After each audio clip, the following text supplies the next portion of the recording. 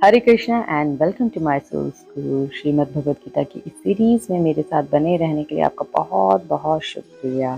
पिछले एपिसोड में भगवान ने बताया कि जो व्यक्ति अपनी इंद्रियों को वश में तो करता है पर अपने मन को उन्हीं इंद्रियों में लगाए रखता है तो वह व्यक्ति धोखेबाज है। वह कभी भी अपने हायर पर्पस को प्राप्त नहीं कर सकता। जैसे अगर कोई विद्यार्थी है तो वह अपनी किताबें तो खोलता है अपनी इंद्रियों को वश में करके, पर उसका मन कहीं ना कहीं टीवी देखना, मोबाइल देखना, दोस्तों से बात करना उसमें लगा हुआ है। तो वह कभी भी अपने हायर पर्पस को नहीं पा सकेगा। कभी भी वह अपने, अगर उसका हायर पर्पस अच्छे मार्क्स लाना है एग्जाम में, तो वह कभी भी अपने एग्जाम में अच्छे मार्क्स नहीं ला पाएगा। वह विद्यार्थी भी धोखेबाज कहलाएगा। तो चलिए शुरू करते हैं आज के एपिसोड को। आज के एपिसोड को एंड तक जरूर देखिएगा, क्योंकि आज मैं आपको बताऊंगी कि आज के श्लोक को विद्यार्थी को अपने जीवन में कैसे उतारना चाहिए कि वह अपनी सफलता की ओर अग्रसर हो। तो चलिए शुरू करते हैं अध्याय 3 के 9वें श्लोक से।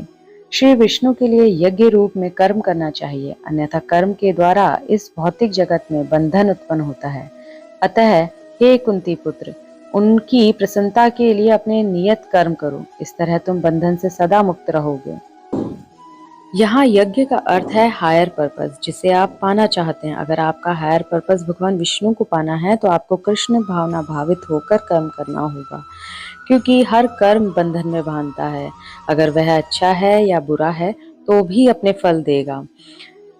इसी तरह अगर विद्यार्थी का हायर पर्पस एग्जाम क्लियर करना है तो वह अपने मन और इंद्रियों को उन्हीं एग्जाम्स में लगाए रखता है, तो उसके द्वारा किया जाने वाला कर्म कभी भी उसको बंधन में नहीं बांधेगा। किस तरह का कर्म? जैसे अगर उसने अपने किसी दोस्त को मना कर दिया कि मैं तुम्हारे साथ नहीं आ सकता क्योंकि मुझे एग्जाम की तैयारी करनी है, मैं अपने नोट्स नहीं दे सकता, अपने पेरेंट्स को मना कर दिया, अपने पेरेंट्स का दिल दुखा दिया कि मैं अभी घर मिलने नहीं आ सकता क्योंकि मुझे एग्जाम की तैयारी करनी है, तो ये कर्म कभी भी उसको बंधन में नहीं बांधते। अगले श्लोक में कहते हैं भगवान, सृष्टि के प्रारंभ में समस्त प्राणियों के स्वामी प्रजापति ने विष्णु के लिए यज्ञ सहित मनुष्य तथा देवताओं की संततियों को रचा और उनसे कहा, तुम इस यज्ञ से सुखी रहो, क्योंकि इसके करने से तुम्हें सुख पूर्वक रहने तथा मुक्ति प्राप्त करने के लिए समस्त बांधित वस्तुएं प्राप्त हो सकती हैं। अगले श्लोक में भगवान कहते हैं, यज्ञों के द्वारा प्रसन्न होकर देवता तुम्हें भी प्रसन्न करेंगे और इस तरह मनुष्य तथा देवताओं के मध्य सहयोग से सबों को प्रसन्नता संपन्नता प्राप्त होगी। भगवान ने अपने प्रतिनिधित्व के रूप में देवताओं को बनाया। यह देवता वही हैं जिन्हें मनुष्य नहीं बना सकता, जैसे वायु, प्रकाश, जल आदि।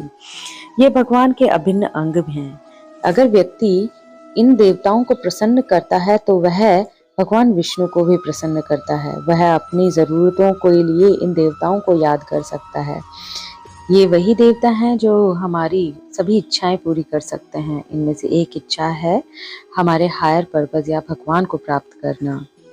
अगर इस श्लोक को हम अपने जीवन में उतारना चाहते हैं तो हम इसे इस तरह समझ सकते हैं कि अगर कोई व्यक्ति पब्लिक स्पीकर बनना चाहता है तो हो सकता है उसके लिए उसे स्टोरी टेलिंग सीखना पड़े, इंग्लिश सीखना पड़े, पर्सनालिटी डेवलपमेंट पे काम करना पड़े।